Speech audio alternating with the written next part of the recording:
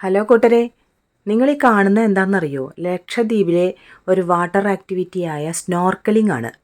അതിനുവേണ്ടി ചെറിയൊരു ഉപകരണം നമ്മുടെ മുഖത്ത് ഫിറ്റ് ചെയ്യും.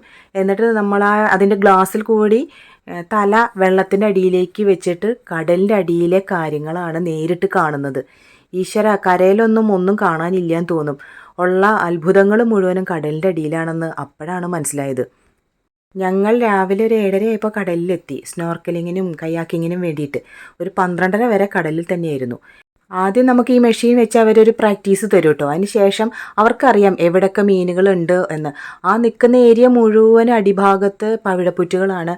ഈ പവിഴപ്പുറ്റിൻ്റെ ഉൾഭാഗത്തെല്ലാം നല്ല കളർഫുൾ മീനുകളാണ്.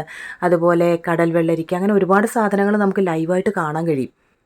എനിക്കാണെങ്കിൽ വെള്ളം എന്ന് പറഞ്ഞാൽ ഭയങ്കര പേടിയാണ്.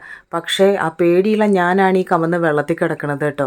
നമ്മളത് കണ്ടങ്ങോട്ട് തുടങ്ങിയാൽ പിന്നെ ഇങ്ങോട്ട് കയറാൻ തോന്നില്ല. പേടിക്കാനായിട്ടൊന്നും ആവശ്യമില്ല.